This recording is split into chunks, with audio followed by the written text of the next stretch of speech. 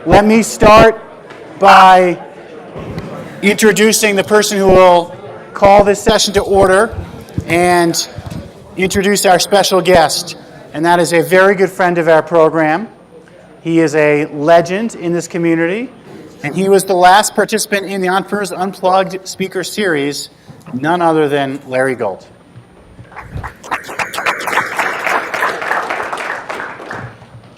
So I'd like to start by telling you the books I read at Yale, because I punted on that question last time. Never mind. So I was asked to introduce Pete. Pete will tell you tonight many things he has done in being a true serial entrepreneur.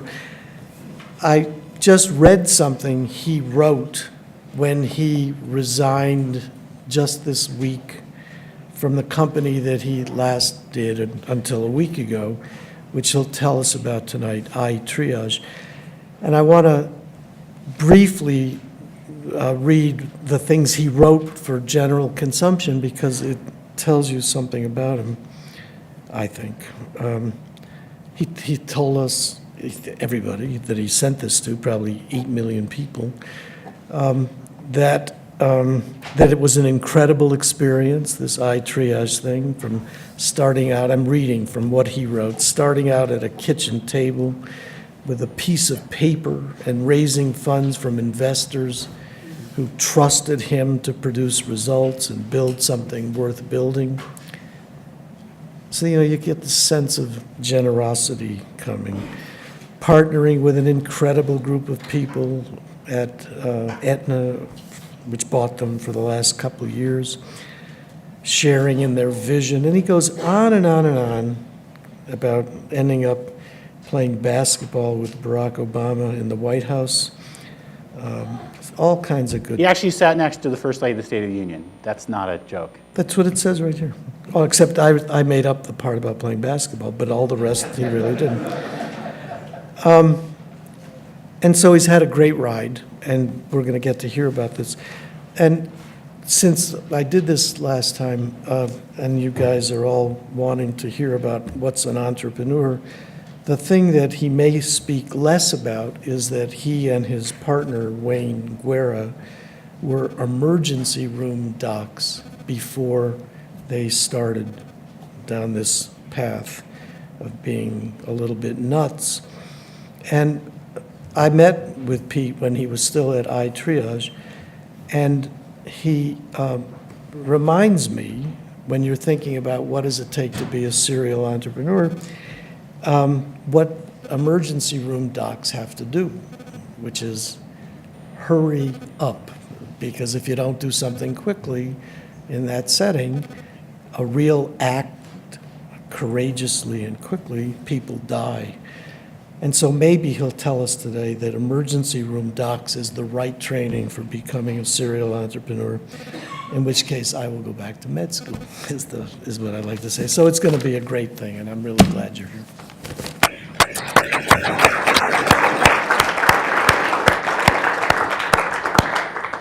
So my name is Phil Weiser. I'm the Dean of the Law School and your third string moderator host. Brad Feld couldn't be here tonight. Brad Bernthal has a class, and so I'm honored to have this opportunity. It was actually my suggestion that we include Pete in this series, which we affectionately think of as Inside the Actor Studio for entrepreneurs and geeks. The story that Larry opened the door to is exactly the one we're going through. And what's great about this series and what's great about entrepreneurs, they come in all shapes, sizes, with all sorts of backgrounds and all sorts of ambitions. And it is literally true that Pete got started as an ER doc. And I have to say, Pete, it's a great story. So let's go back to that time. You're in training, and you are working in the ER, and you already start your curiosity for experimentation and innovation. And for most people here who have not heard about the emergency room or about how it is a fertile field for experimentation, can you give us a little context for that very good suggestion that Larry offered, that this was a terrific training ground for you as an entrepreneur? Well, thanks. It's great to be here. I'm surprised everyone's here with it being so nice outside. Thank you for coming to listen to this discussion and dialogue tonight. I wasn't sure I wanted to be a doctor. I actually was a Latin American poli-sci major, if you can actually do that. I had grown up in Guatemala for part of my early years, and so I was fascinated with that area. And so, Latin American poli-sci is essentially the study of dictators, at least when I was going to school. And I had this cathartic moment where I thought, oh, I'm going to be writing stories about dictators for the rest of my life, and so I want to do something that I could do, I could do well by doing good, and so I decided to go to medical school, kind of last minute. So I rushed through a bunch of the curriculum and did it during the summer, and ended up at CU Med School.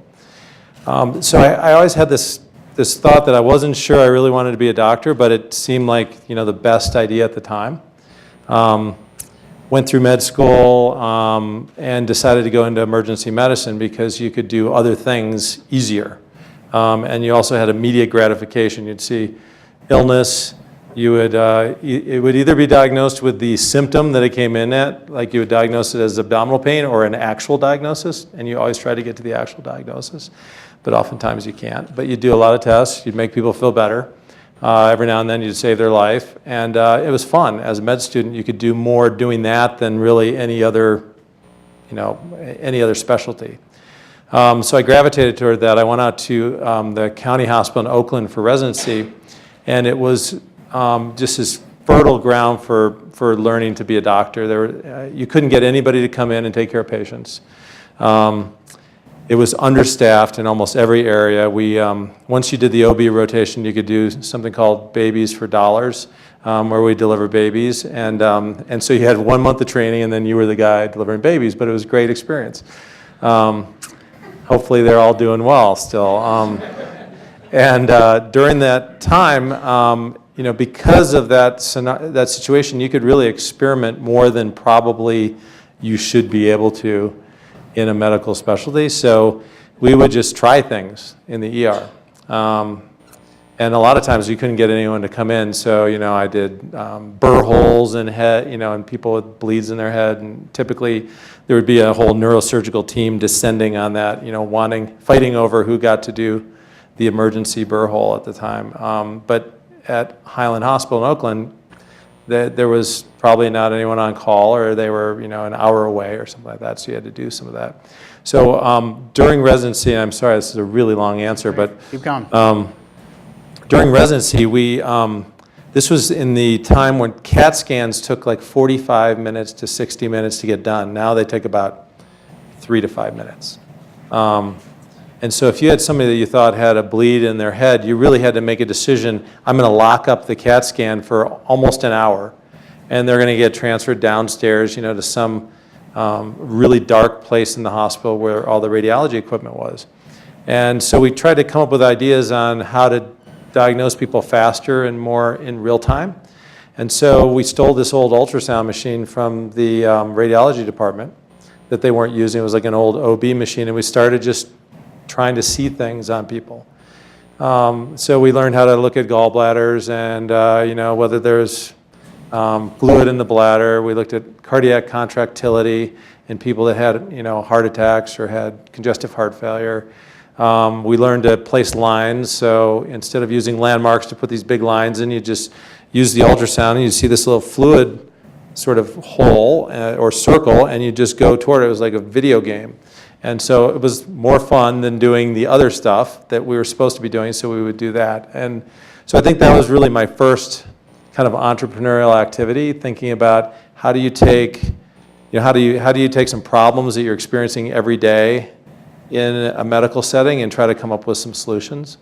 And it involved stealing an ultrasound machine and doing things without the research board approving them, but it was fun. And so we ended up writing a textbook, probably 20 articles over a couple of years, and I think that's when I sort of got the bug, to try new things. So one definition of being an entrepreneur is viewing one's life and one's career as an experiment. How does that translate to your life and career? And secondly, how does the fact that you, like Larry, but unlike most entrepreneurs, know what scientific experiments look like affect your attitude about being an entrepreneur? I don't know that I have enough ADD that I kind of caught the first part of that and I missed the second part. I'll come back to the second. So life is an experiment. Life an experiment. Does the shoe fit? You know, I think just naturally trying to creatively think of different ways to do things. Generally, it's because of some experience that either sticks with you, like something that happened that was really bad, or something that you're doing every day and you're like, oh my God, I can't do this anymore, and I have to figure out some other way to do it. Like charting. So medical charting is when I was starting out, you were writing these long narratives about every single patient that you saw, even if there were lice jumping off of them trying to hit you. You were writing and knocking them away, or they were intoxicated and swearing and screaming at you. You still had to write this stuff, or you couldn't bill and collect the kind of money that the hospital needed to keep the emergency department open. So we, after doing that day in and day out for 12 hours at a time, finally you go, hey, if there was just like a checklist that I could check stuff off and I wouldn't have to think about it, that makes sense because it'd be faster, and then I could either see more patients or go get coffee or have something to eat or actually sit down. So Did you create that checklist? So yeah, my first company, we created this company called Numedica, and it had structured documentation templates. So if you came in with chest pain, I would grab the chest pain template, and it would have all the little things I need to ask you, and I would either circle or slash those items, and that would form this like really compliant and good chart from a billing and reimbursement standpoint, from a malpractice standpoint. I'd remember like to ask you something I might have thought forgotten, and then it was faster for me too, and I didn't have to actually write. All motivated because you want to get a cup of coffee and not be there with the patient with the lice. Yeah, or you wanted to clear the rack of charts out, which was always full, and if you cleared it out, you got bragging rights. And is that technology, calling it technology, is it now disseminated and been adopted, or has it been replaced by electronic medical records? Where does it stand? So I think it's interesting. It was a precursor. So doctors back in, when I trained in the early 90s and before, we really thought about every patient as a story, as a narrative. And, you'd either write copiously if you didn't have a lot of money at the hospital, or you'd pick up a phone and talk forever. And somebody on the other end would document it. And that was how we documented. The intermediate phase, I think, really started in sort of emergency medicine, where we built these structured documentation templates.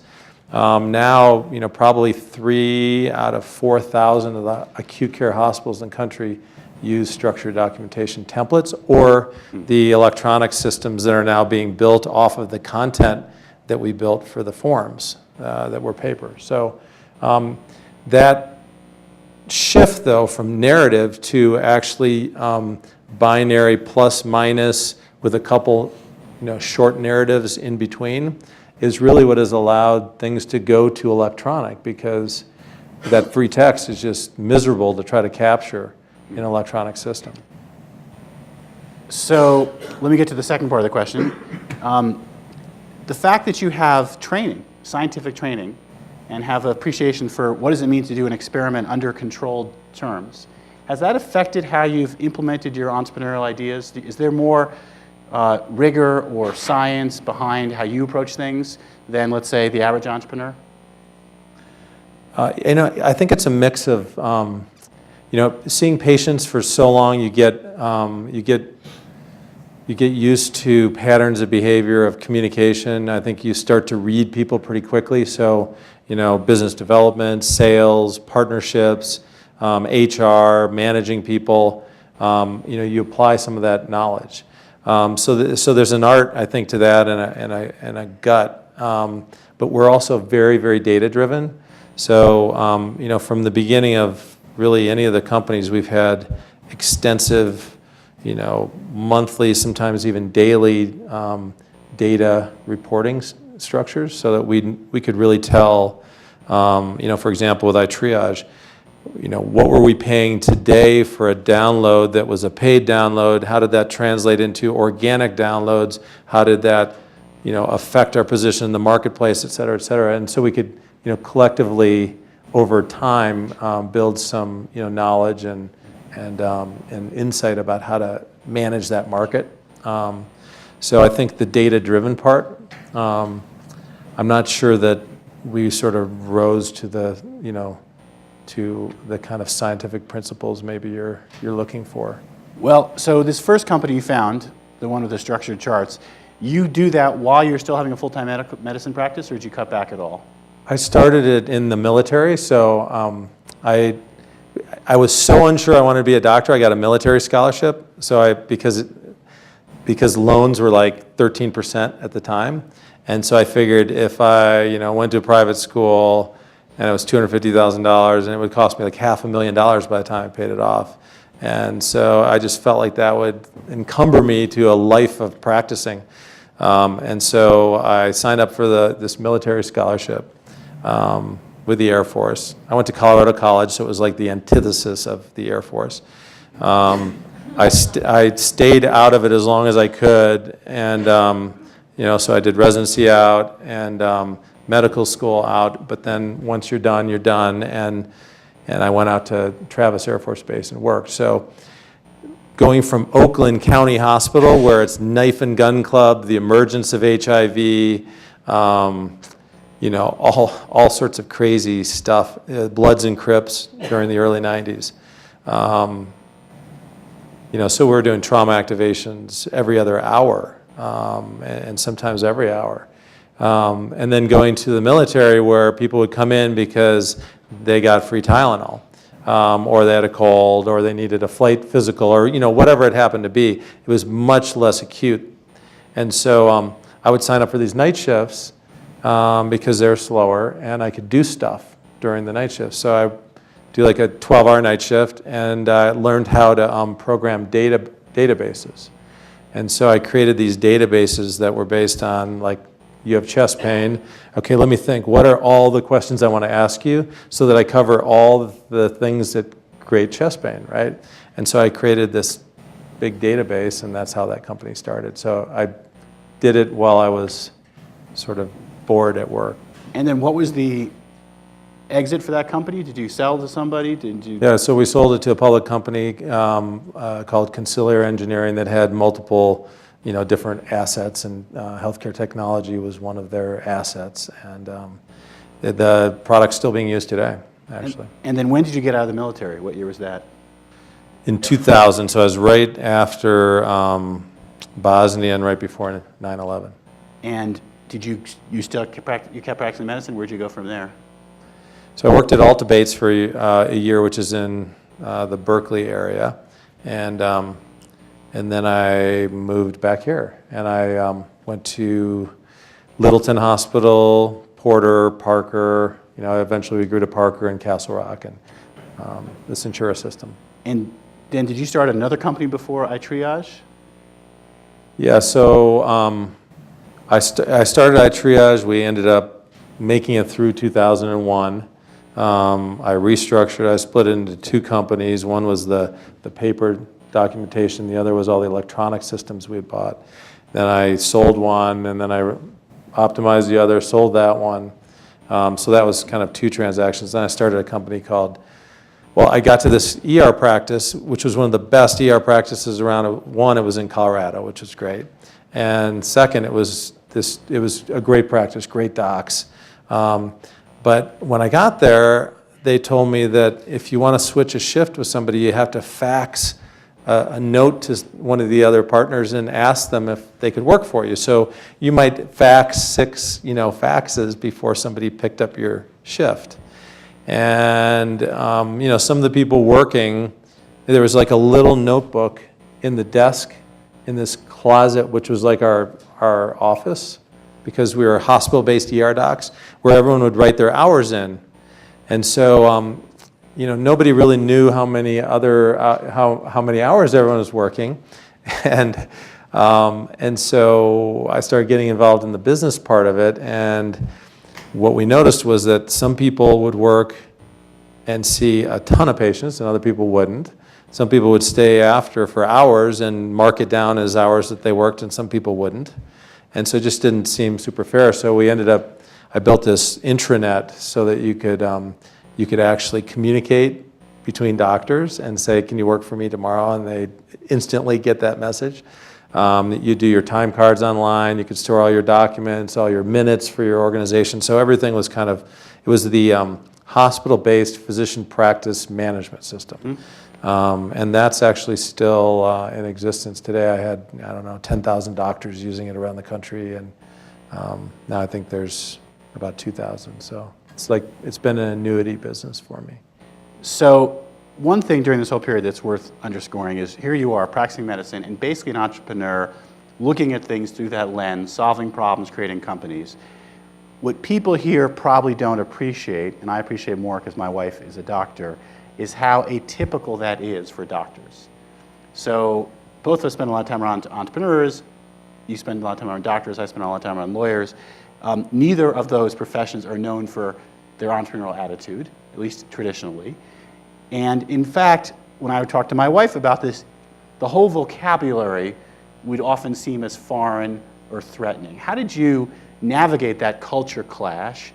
And what reflections do you have on the practice of medicine given the entrepreneurial path you've taken? Sorry for the two-part question again. So I think, first of all, there was no plan here. This was all out of, I think, restlessness. And again, I had to fax somebody 6 times to get a shift change, so I'm going to put it on the internet, I'm going to make everything transparent, and then, oh yeah, I guess I could sell this to other people. And then along the way, you learn stuff, and it took me a lot longer to learn things, I think, than probably if I had been trained in business or, had more experience with it. So it was trial and error along the way. Were doctors saying, what the hell are you doing? Why are you doing this stuff? I think, ER docs are usually into something else. It's either windsurfing or mountain biking or skiing or traveling around the world, or it's a pretty active group of people for the most part, and you don't have an office and staff and overhead and all the kind of things that encumber you to 9 to 5, 40-hour week plus type existence. So it was a little different, and you could work at night, and so you could work during the day doing something else if you wanted to, and then go in and work at night, and of course be very awake and practicing perfect medicine. But it was a lot of just figuring stuff out along the way. I think it is not super common. Everyone's always thinking of something else, and I think over time, being in the emergency department, you see the same patterns of disease over and over again, which sometimes can be, very, very interesting and fast-moving, and other times be very repetitive and monotonous. And so I think that makes you think of other things. So one thesis I have about the world we're living in is that everything is becoming more fast-paced and entrepreneurially affected. And so the idea that entrepreneurship or entrepreneurial thinking or entrepreneurial methods are relegated to startup companies is a myth, that every single industry, every single profession is going to face these pressures and opportunities. Do you agree with that? And if so, how do you see that playing out in, say, medical care? I absolutely agree with that, and I think it's the corollaries to that are really interesting. For example, healthcare technology. There's a lot of great technical talent, I'm sure there is in this room. But healthcare is so complex, there's so many different businesses within healthcare that I see a lot of different startups that are built based on really sound, really advanced technology, hardware development, et cetera, but they don't at their very core, understand sort of how healthcare is delivered, how it's paid for, who makes those decisions, how you actually get those products distributed and sold. And so there's a kind of a gap. We were talking about that this morning at this Prime Health Collaborative down in Denver, that there's a lot of companies that need that subject matter expertise. So I think the corollary to that is that there's a lot of people that are potentially doing very, very complex, engineering, law, medicine. They have careers that are very, very complex. They're specialists in those areas. And they may not think I can be an entrepreneur, that I could actually start something to solve a problem that I see every day that really infuriates me, or could help people, or could make a profound difference. And I've been thinking about, how do you get people to start thinking in that way when they're actually part of a big, established, entrenched organization? Because as you're saying, the world is moving in that direction, and we need those subject matter experts to be able to create great solutions in every one of those areas.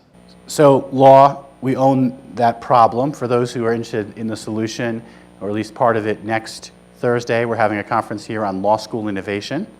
We'll have our healthcare innovation conference next January, and we'll go to Anschutz for that as well. These are two sectors, law and medicine, that have thus far resisted innovation and entrepreneurial methods, but they're coming in both cases. So you clearly had this bug, and I take it when you start forming iTriage, that's in effect the most ambitious company. And is that the first company where you said, you know what, I'm going to stop practicing medicine, I'm going to do the company full time?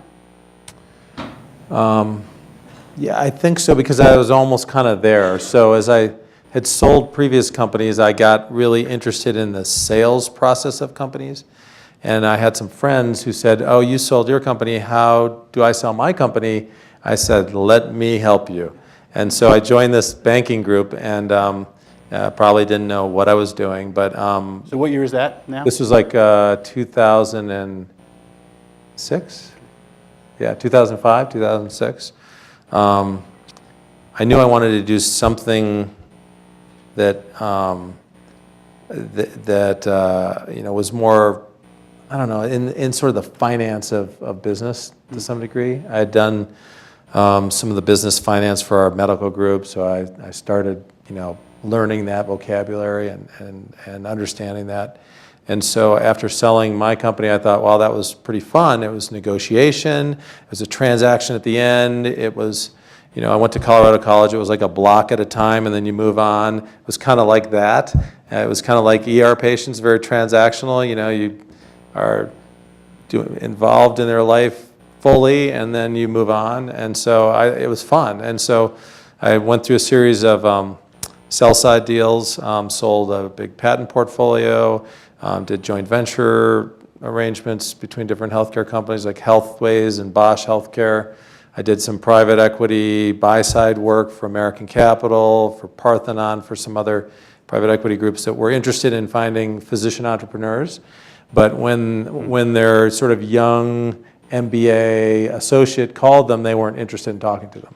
And so I could help them sort of find and make that connection. And so I was doing that. I was still practicing as little as I could, but I was still practicing. And then the iPhone came out, and I loved the iPhone. And all of a sudden, the App Store came out, and I thought, there was this idea that Wayne and I had been kicking around at work about a marketplace for healthcare and helping people navigate the system better. But we just never could conceive of it, on a desktop or a laptop and people sitting down and using a keyboard. And so when the App Store came out, I just thought, wow, could we put something together that actually helps you navigate your symptoms, what could I have, and then helps you find the right kind of location to treat what you think you have.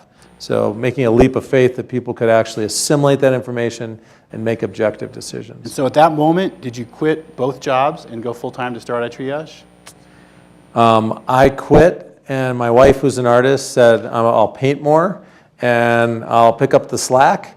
And I was like, all right, artist taking care of doctor family, this is going to be really interesting. But she picked it up, and she did it. And so I had like a year, you know? So you had a year runway. Now, for those who saw the movie, the underrated movie called The Pirates of Silicon Valley, there is a scene of Bill Gates. He's in his Harvard room, and I think he's with Paul Allen, and basically the magazine comes out, Consumer Electronics, of the Altair computer, and he's like, okay, it's here, we need to go create an operating system. That's kind of like you and Wayne. We've got the iPhone, we got to create this platform. Let's talk about this dynamic of having partners, because I think one of the interesting facets of entrepreneurship, like lots of valuable enterprises, is how it can be more effective when it's part of a team, and in particular, 2 or 3 people working together. So talk about your relationship with Wayne and how that partnership was important in helping get the company started. So I think, back to the ER theme, when you work night shifts with people, you really see what they're like. It's 3 a.m, things are winding down, and all of a sudden, there's a bus accident or something, right? And you see how quickly that person jumps to it. Or you're the night guy, and there's a swing shift guy or girl, and they're either like winding down or they're actually helping you as you're getting started, right? So you see how much of a team player they are.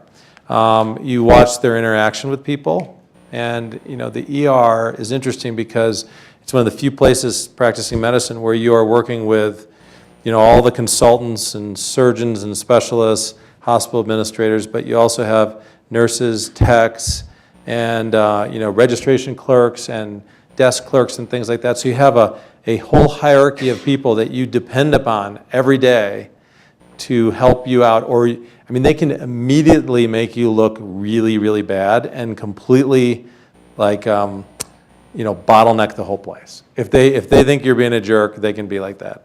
And so you really learn how to work with people on many different levels and inspire that teamwork. And so I think Wayne was one of those guys. I knew him when I was a med student, and he was a resident at Denver Health, and he was like the first guy who was like, do you want to try a suture? Do you want to try to stitch somebody up? And he didn't have to do that, but he actually tried to teach me, right? And he was like that with everybody. So I knew he was a good guy. He thought I was nice for some reason. I think I hid it from him. And so we had years of working together, knowing that we would cover each other's others' shifts and work hard so that their life was easy on the next shift that they were on. So there was a lot of knowledge there. He had also gotten an MBA and had been really instrumental in a lot of the practice stuff that we ran this group in South Denver. So we had experience on the business side, on working with a team, on working together in stressful situations. But I can't stress enough how important having a partnership like that has been, because no matter how passionate and in love with your idea you are, there are days when you think it is the worst idea, and you will, it will not only all fall apart, but everyone will see you, and everything that you've ever built or have will all be gone, and you will be ridden out of town on tarred and feathered. And you have that like every other day. And so hopefully you're in this situation where the other person is feeling irrationally exuberant at the same time that you're feeling like that.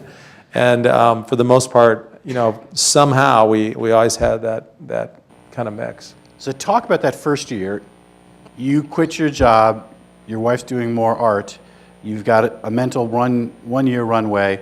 What were some of the key early decisions that helped pave the way? And as you look back, what were some mistakes you made that you learned from? Well, one of the key first decisions was just starting the company and going and forming it. And I remember we drove down to the bank wanted a Albertsons, and sat there and we're like, how much money do you think we need? And we came up with an amount and wrote checks and handed it over. So I think I still have that little checkbook. The second big decision was, I think, to really And focus. did you capitalize it yourselves, or did you get any outside investment from We the first capitalized it ourselves. And that was just to pay contractors and, some of the legal work for operating agreement and things like that. I think the next part was our approach was very product focused. So we were like in love with the product idea. So we sketched out, very extensive Visio designs and all the data sets we needed. And we had, not only our first version product, but multiple versions of the product all conceived of before we started. The second critical thing was that we were like, well, we're doctors, we'll just create the content. We don't have to pay anybody for it, we'll just create it. And we'll use our friends as a medical advisory board and have them review stuff. And so that ended up being very strategic because Healthline, HealthWise, Adam, WebMD, all these people that sell or license content will license it based on the number of users you have. And so, in our wildest dreams in the beginning, we thought, well, we could have 1 million users, and if we have to pay them 1 million, then we have to raise a lot more money. So we figured, let's create this content. And the second part of that was that we had this product in our mind where people use this actually to navigate healthcare, not to just get information, not to search, not to, look up stuff because they're studying for something or they're interested. So very different than the media ad-driven model that WebMD and a lot of the other sites had, on the internet. For them, having extensive long pages and sections of material on a condition made a ton of sense because you get more page views and more ad cycles. For us, it was all about very focused information so that somebody could say, hey, I'm worried about these 3 things. Let me quickly assimilate the information I need to make a decision. And so that ended up being very strategic for us to build all our own content and financially prudent. And one of the things that was disruptive about what you are part of and challenging to doctors is the idea that consumers should get more knowledge and have more control of their healthcare. And within the world of medicine, there are different cultural norms, one of which is that doctors are the ones who should be telling patients what to do. And the idea that patients take more control of that is disruptive to that traditional norm and business model. How has that played out, and how do you see that issue? I think we're trained in a system that trains medical professionals to be more paternalistic in their care. And, it's natural because when you're sick and you are screaming in pain, the last thing you want to do is objectively look something up. Or at least that's what you might think. Now, the reality is that an informed consumer of any marketplace is going to probably lead to better decisions and more efficient markets. And that was just our fundamental philosophy and belief. And it's still, I think the jury is still out in terms of that. But our belief was after seeing patient after patient and them having just this quest for knowledge and just they're like starved for information, especially maybe their parent is dying in front of their eyes and they don't understand what's going on, or they were given treatment or medication or offered things that were crazy and didn't make sense, and they had no way to benchmark what to do. And so we just thought, there's something fundamentally wrong. And when a 75-year-old goes to the urgent care thinking I can save some money, and they're having chest pain and they have high hypertension and high cholesterol, and they have a heart attack, and by the time they get to us, they've lost heart muscle that they'll never get back because they made that decision. Or the myriad of patients that come in with ankle sprains and small lacerations and abrasions that wait for hours in the ER, get charged a lot, and really clog up the flow of patients, and don't need to be there and could have gone somewhere way more convenient, easier, and more cost effective. We thought that system was the outcome of whatever system was out there wasn't working, and the only way we felt that you could actually fix it without having people on the phone talking to patients in the field for every single symptom that they had, was to actually try to build knowledge and health literacy. And that you did an experiment. Would patients respond? So you got version 1.0 out there. This is 2007 by the time you get out there, or is this still 2006? No, we started in September 2008. Oh, you So started, okay. 2009, March, we launched the product. And 6 months from, okay, we're quitting our jobs, we're doing the bank one account, here's the product. When did you start getting downloads and you're like, okay, we have a company here? So we had a prototype ready in January. We went out to our friends and family. We raised almost $500,000, which seemed massive at the time. This was January 2009, so the stock market was tanking, everything was failing. We were lucky. And so we raised that money. We launched the product March, I think, 16th of 2009. And then sort of waited, and we waited for that web commercial, where the numbers start going and everyone jumps up and down, and then they're worried about, how much traffic they're getting. But instead, we got 50 downloads. And then the next day, we got 35, and most of them were our investors. And so then we're like, we raised $500,000. We created this prototype. We created all this content instead of licensing the damn stuff, and then nobody's downloading it. And that was the beginning. So how long before you started getting into, let's call it 4 or 5 figure downloads per day? What was that? Well, there were two things going on. One was there weren't many iPhones out there. So when we started, there were like 5 million iPhones that had been sold. Now, I think the number is 490 million. So there was a huge momentum of mobile health technology that was getting sold. I think we thought initially, one, you just put out great technology, everyone's going to naturally tell everyone about it, and we'll be running off into the sunset with this great product. That didn't work. So then we're like, okay, we can't fail. So we started thinking, let's get some massive PR event. And so we hired a PR firm, and they were on retainer, and it was a lot of our money.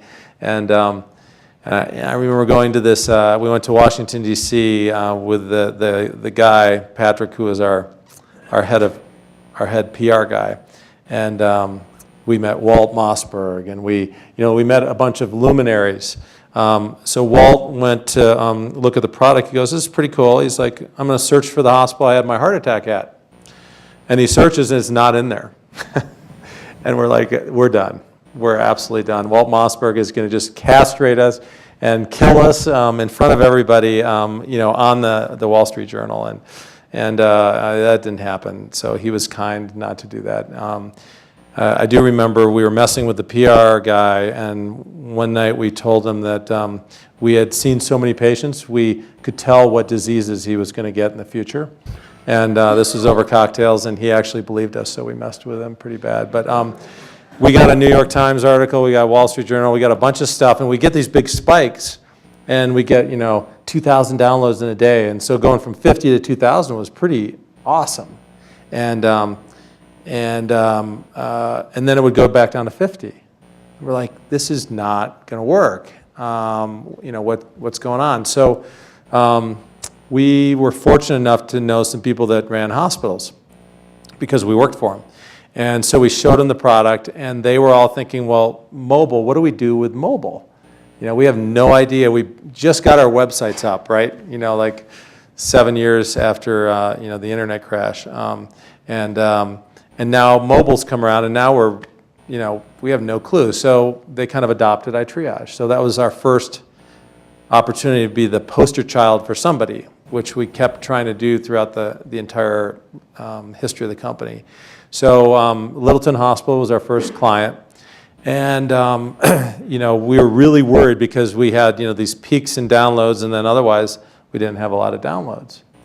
And so we built this concept where if you were searching for a condition and that led you to an ER, like you thought you had appendicitis, and then you searched for an ER and you needed to find something quickly, that if one hospital had information about it, like pictures and what they did well, and friendly faces of the staff and that kind of stuff, that people would gravitate toward that hospital. And everything in those listings had to be 100% accurate, but it stood out, right? And so what we found was that people would select those more frequently. And because ER visits are so expensive, they're like $2,500 on average. And if we only charged the hospital $1,000, they only needed like half a patient to show up, and they get an ROI. So that's how we got our first hospitals. How did the hospitals know that the referral came from you? Because we would have data that showed, that they clicked on it, and then they were supposed to ask. Initially, they're going to ask the patient, "Did you use iTriage?" Right.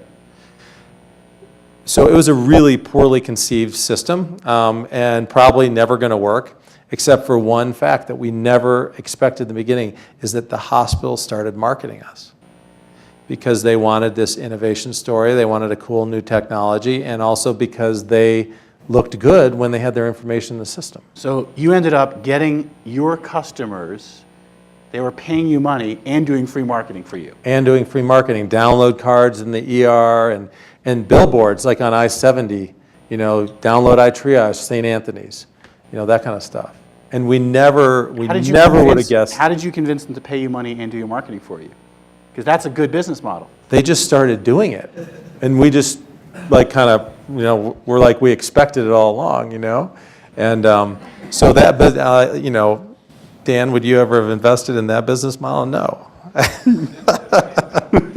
So, what happened was they started not only marketing it, but then coming to us with ideas. How many people? It was you, Wayne, and how many people did you have on the So it was Wayne and I, and the way we got the whole hospital database, we tried to buy one, and it was so inaccurate that people would have been going, and showing up at like a veterinary hospital with, a amputation, right? And we would have been done for that. So we hired a bunch of salespeople and said, okay, your territory is Wyoming. Your first part of your job is to find all your leads, and that's going to go into our data. And so that's how we built our first ER database. And to this day, I think it's probably the best one out there, because it's constantly validated by users, and it's constantly validated by our content team and our sales team, et cetera. But so our second customer, we got lucky, was HCA, which is the biggest hospital system in the country, and is not only big, but likes to do innovative things. And we met a guy there named Chuck Hall, who, I'm going to see him next month. I owe more to him than to probably most people I've ever met. What led him to say, you know what, we're going to do this, we're going to pay you money for referrals, and we're going to promote your product? How did you make that work? So they started promoting it, and then we kind of our pitch was like, and then you'll market it, and then we were like, if we create marketing materials, then they'll use them, right? Because the marketing material creation part was the hardest part, actually, not spending the money. And so we created all this material that they could use for billboards and download cards and ads and stuff like that, and they started doing it. And the bottom line was, if somebody saw that, downloaded the app, searched for an ER, needed an admission or surgery, they'd find it, and that could mean $20,000, $30,000 of revenue to the hospital. So it did make financial sense. We just never anticipated it. But Chuck was, at HCA, he had been working on this program. He's a fantastic operator, and at the time, I think he was running 40 hospitals. I got introduced to him. I called him at the specific time, right on the hour or something. I was sitting there waiting, and I call him, and the first thing he says is, "I'm still in a meeting. I can't talk to you." And I said, well, I thought, I have to talk to this guy, because we're almost out of money. I need another customer. What's the time now? This is July of 2009. Okay. And I said, well, just give me 20 seconds. So I said, iTriage, you do this, search for the hospital, they find you. And he goes, that's interesting. He goes, do you think you could put a wait time on it? And I was like, absolutely. He goes, call this guy in Miami, let's get you set up in 12 hospitals. Wow. And that was in 45 seconds. And so I called this guy, Michael. How hard was Houston. the programming to get that wait time built in? So we had no idea, I had no idea what he's talking about. Right. But it sounded good, yeah, wait time for the ER, really? Like, who would ever use that, right? I'm just going to go to the ER because I need to go to the ER. Well, Chuck was really smart. He had figured out that ERs were bottlenecks for the hospital, and that instead of being that horrible place in the basement where all the blood happens in the hospital, it was actually the front door. And so he figured if I can make the process work here, make it efficient, that people would keep coming back when they had emergencies. And a lot of people have emergencies every other day, and they would get seen faster. And so right at that time, they had started collecting wait time and started getting ready to show it. And it was the first time that it had ever been. There was no other system in the country that was showing wait times. And so he thought, well, mobile, right when you need it, right, with a symptom and condition filter to my wait time would be perfect. So we launched it in South Florida. What time was that? This was like in September. So we figured it out. They fortunately built it as an RSS feed. And so our guy said we can port an RSS feed in, and it was updated every 15 minutes. And so it was accurate in real time. And they were the only hospital who had that at that point, probably. Only ones that had it. In fact, Bob Kocher was at Adventura, which is, I think, Adventura Hospital down in South Florida, and they had just started this program. So we went live with this, and they also did other, initiatives, but their ER volume went up 7% from a wait time, one data point. So, people were consumers way more than anyone ever expected, even in the acute care arena. And, if you think about it, if you're feeling horrible and you see a 40-minute wait time one place that's 5 miles away, and you see a 10-minute wait time, a place that's 2 miles away or even 6 miles away, you're going to go to the one that's shorter because you feel like they're more efficient. So that ended up, what we saw then, we started looking at the data, and anyone that had a short wait time had way more clicks to that hospital and deep views. And then their volume was also going up. So we were like, wow, so we have all this data on this side. They have the data on the volume. We need to connect the two together. So we built this thing called an ER check-in product, where you could go through and say, I have belly pain, I think it's gallstones, I need to see an ER, and now let me find one close to me, now let me see who has the shortest wait. Now when I pick it, I can send my name and phone number and symptoms and doctor, and I can notify you immediately. And this is all in the fall of 2009? That started like sort of late fall of 2009. So basically September 2008, you and Wayne say we're going to do this, give myself a year. By the end of 2009, 16 months later, you've gotten HCA on board and you've built what really sounds like a killer application. We have Sutter, HCA, multiple urgent cares, and Centura. And did you take another round of funding after that, friends and family, before you brought on Aetna? Was there another round? Yeah, so the way that we did fundraising is that we did a 20% fundraise, and our goal was that we would take 6 to 10 months of money based on how things went, and that we would, our goal was to double our valuation each fundraise. So January we took the 500. In September, we raised 1.1. That's with HCA on board at this point. HCA's on board, Sutter's coming on board, Centura's working. And where'd you get that from? Is that still better. friends and family, or is that a venture capital? No, so back to the investment banking work. Yeah. I had sold some companies to other companies. I'd sold a big emergency medicine practice to a large staffing company. And I'd sold a billing company to another billing company.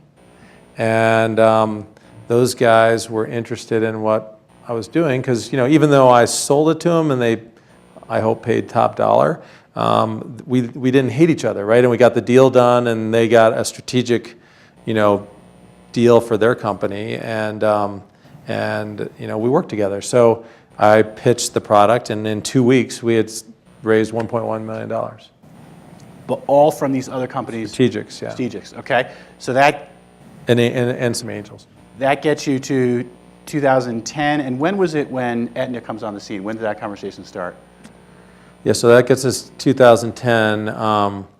We were like, we have $1 million, right? Oh my God, like, we're going to blow this thing out. So probably the other strategic decision was we realized like we had to spend a lot of our money that we got on getting people to use our product. And when you have $1 million in the bank and you have a bunch of staff now and a facility that you're renting, and you get together with the management team and say, we're going to spend $250,000 of our $1 million on downloads. People start to freak out a little bit. But that was really important because that allowed us to learn how the whole download thing worked. And what we figured out when we first started paying for downloads, it was $5 a download. And it was just really inefficient. It didn't work very well. So we started iterating on that and getting better and better, and we got it down to like 50 cents. And when you paid for enough downloads, you rose in the store to the top of the charts. And when you were at the top of the charts, there was buoyancy there because everyone would see your app and they would organically download it. So our cost of download actually was down to like 10 cents because for every download we get 4 more organic downloads. And then Google and Apple started noticing us because we were at the top of the charts, and they wanted to promote content within their app stores. And so Apple sponsored us and featured us, and so did Google, and that led to, I think, an additional 750,000 downloads. So by spending that money, you had buoyancy, which gave you organic traffic, which then got the notice of the different technology. Sounds like the first big strategic move is the hospitals as a both customer and promoter. The second is take that money you got from your strategic partners and put a lot of it into driving these downloads, and then having that virtuous circle keep going. And spend it in a seemingly frivolous way to get eyeballs.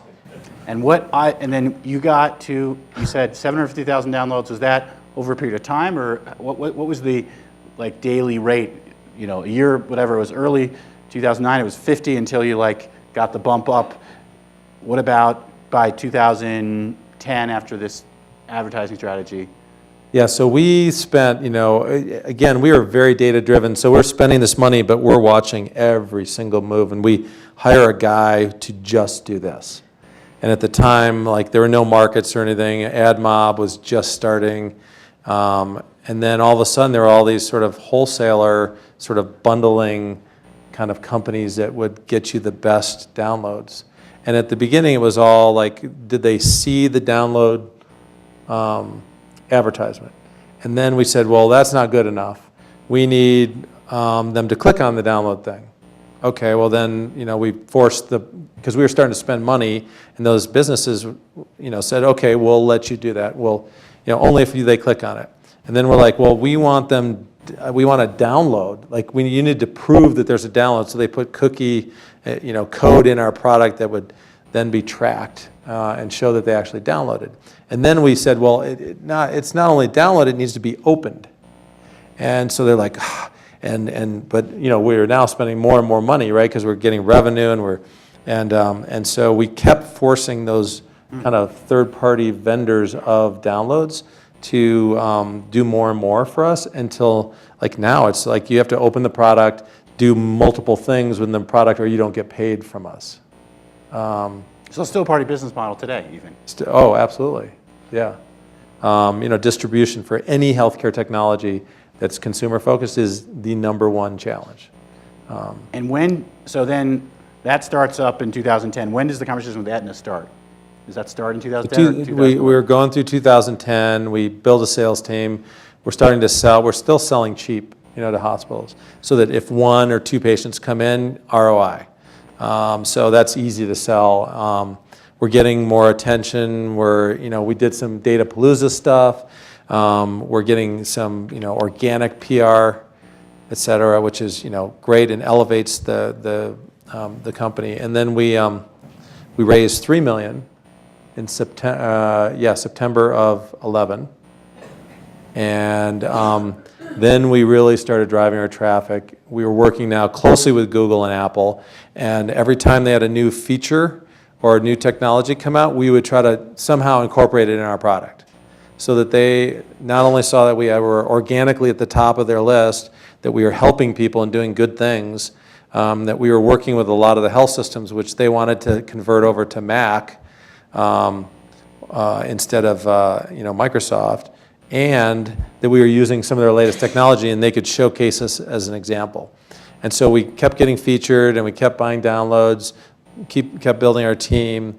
And I try to go to the JP Morgan Healthcare Conference every year, and one of the guys that I've networked with is a guy named Chuck Saunders, who was like the cool ER doc guy in the roadshow for Healthion when it went public in like 1998, which then merged with WebMD and became that whole thing. And so I had known Chuck before, and I just kept in contact with him. And he was an example of like an ER entrepreneur for me, and somebody that I thought could be a mentor. So, I met him at JP Morgan, and he said, hey, I haven't announced it yet, but I left Warburg Pincus, which is one of the private equity groups out there, and I'm joining Aetna, and I'm building this new technology company at Aetna, and we should probably talk because I like what you're doing. And so that's kind of when things started. So one more question, I'll go to the audience. You've also, during this time, built a company, last 5 years basically, in Denver, during a time when Denver was becoming more of a hub around entrepreneurship, particularly in the tech worlds.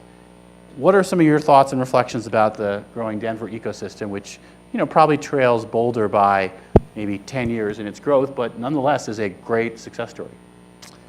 I think there's a ton of potential. We moved, we had really cheap spaces until we were acquired, and then our first thing was we need that sort of beautiful space for hiring, because they wanted us to grow dramatically, and we knew we needed like the best developers and the best talent. We always tried to hire people that were a lot smarter than us, and so we needed that place that could attract people. And having been through in San Francisco, the first internet thing, I saw extravagance to beyond practicality. So we didn't go that far, but we went to Lodo, and I'll never forget the conversation. Aetna had 30,000 square feet in the tech center that was vacant.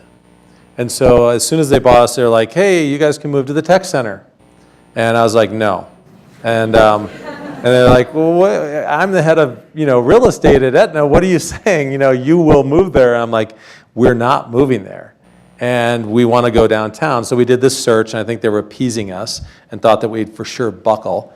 And we saw this place called the Saddlery Building that was this old saddle warehouse that John Wayne used to buy his saddles at, and has brick walls and tall ceilings and big beams, and it was perfect. And so I'll never forget the real estate guy and I have this final conversation. He's like, what's your first choice after the search? And I said, the Saddlery Building. And he said, okay, what's your second choice? And I was like, the Saddlery Building. And he said, what's the third choice? And I said, do another search and find something just like the Saddlery Building.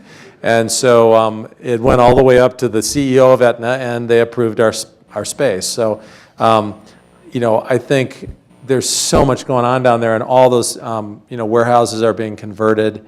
There's great restaurants going in. Now Union Station is coming in. The downtown development group is doing a lot. There's, entrepreneurship going on at University of Colorado, Denver. And ultimately it takes companies to grow and for people to be, catch that entrepreneurial bug and then see something that they could do better. And, generally it has to involve an exit of some type. So, we have this staff at iTriage, and, a lot of people did really well with this exit. So, there's some really smart people. I'm sure they'll start things at some point in their future. And so you start to, just like that aspen tree that starts to branch off, you start to build a cluster of new companies. And then hopefully people that are involved in companies now will help some of their friends by investing or mentoring or helping to connect, do whatever you do to help out. And then you start to build, the critical mass. And that's happened here, in spades, so. Questions from the audience? And our tradition, Silicon Flatirons, start with students. So any students want to take the first shot?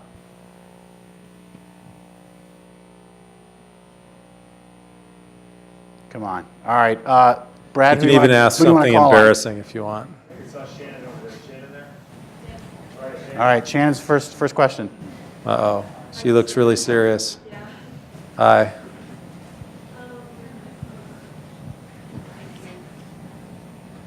So it was terrific to hear your story and how you began. My husband actually is an ER doc as well, who came through the military program for a lot of the same reasons and would be very interested. He would love to get into entrepreneurship himself. So I like the story of the runway of your wife with the artist. Outside of that, what are some other ways that he can pursue his dream as well? Yeah, I don't know if she'll volunteer to do that again, but I think it was actually good for her too. I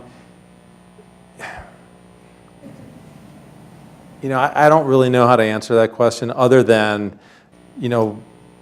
when we first had this idea and thought about it, we were probably one kind of psycho and crazed about it, but we were in love with the idea, passionate about the idea. And I've met with a lot of, physicians that want to start things and do a company and build a business. And, I think it all comes down to what are you passionate about? What problem do you want to fix? And then you either have to find a way or you don't. And that's the first challenge. But, I worked 5 p.m. to 2 a.m. shifts for a bunch of time when I was starting other companies because I could work during the day and I could make phone calls. And once I started traveling so much, that is really tough because you're switching shifts and things like that. But being an ER doc is a great opportunity to start something because you can be flexible with your schedule, although you also have family and all the other sort of things going on that take up your time also. So. Ask one more specific question. How did you deal with protecting your idea when it's in the early stages?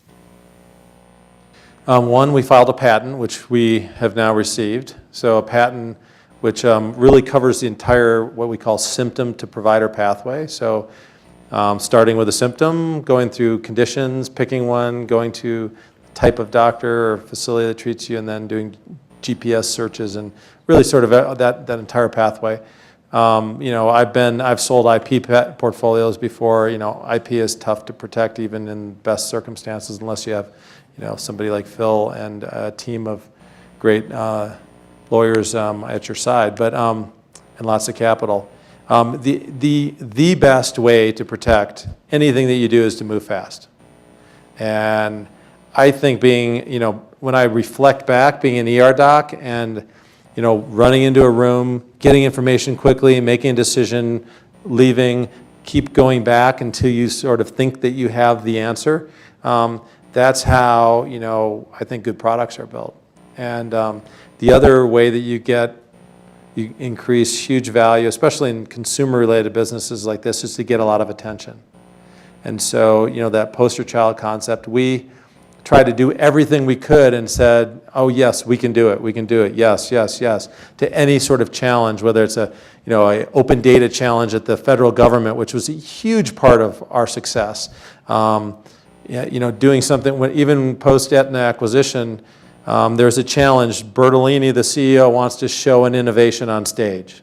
So we're going to be the innovation. So we built a prototype of our integration with Aetna that he ended up showing, and the CEO demoed the product itself. Talk about being worried and not sleeping the night before that. But so those types of take the risk, get attention, and move very quickly in technology. That you have to do that. I don't think there's any other way around it unless you're Qualcomm and you have 17,000 patents.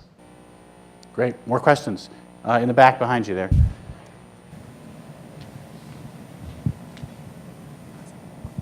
Hi, my name's Sarah. So I have a question. I'm a digital marketing consultant, and I work with a company called Palisend.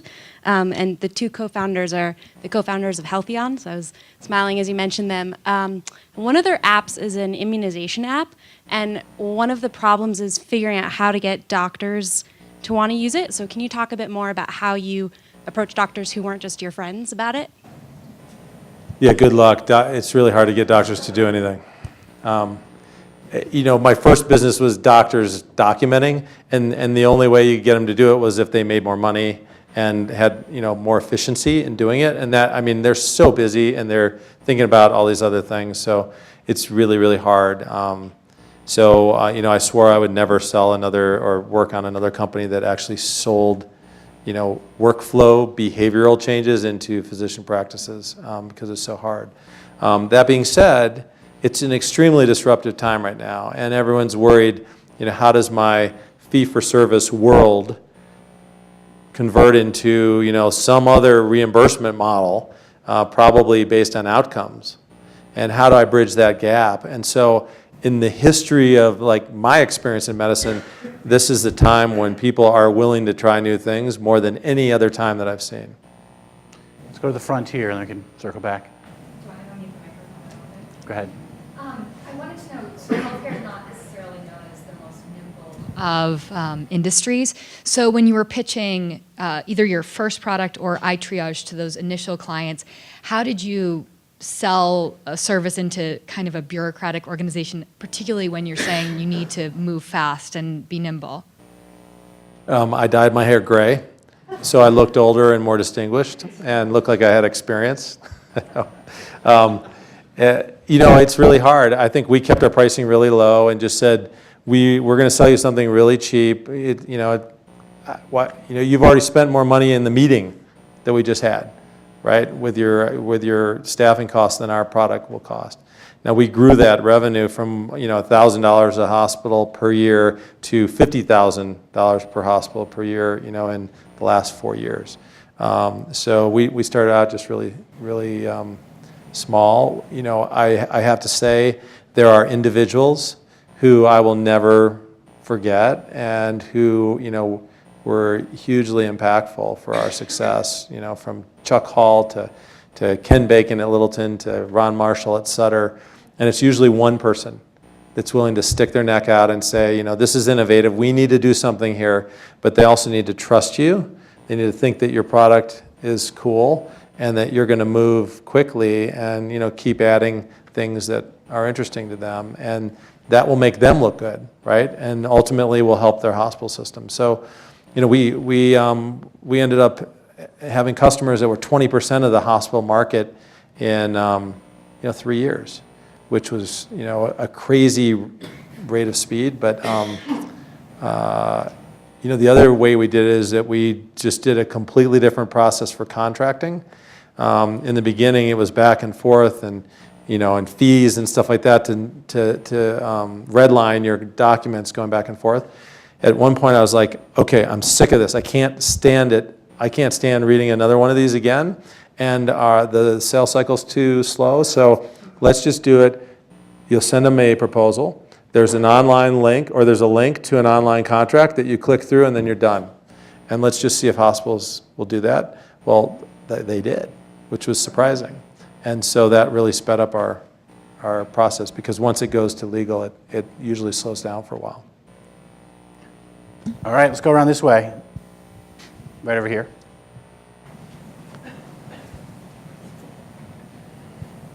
Thanks. So I have a question that I think is luckily going to be solved over time for you, but how are you dealing with the issue that your ideal end user is probably an older person that's less likely to use new technologies? Is there any initiatives that you're taking to solve that problem, or is it a problem that you guys even are bothering to solve? From the beginning, we've had every sort of every barrier, conceptually like that has been offered. From patients don't understand your content's too complex, and so we said, well, let's look at the data. We have at that time 20,000 reviews, How many people have said your content's too complex and I don't understand it? 3. So we said 3, and people stopped asking us, right? When somebody said, well, people that are in the Medicaid area, which is our big problem with the ERs, aren't using smartphones, we went back and looked at the data, and our Medicaid population was our fastest growing population of smartphone use. When we started selling into Medicare, again, people said, well, the older population in America are just not going to use smartphones and tablets and stuff like that. And so we went back and looked at the data, and 25% of our users were over 55. So the only way we look at it is what the data is, and then just try to build our argument around that. So what is your biggest, kind of your mean end user right now?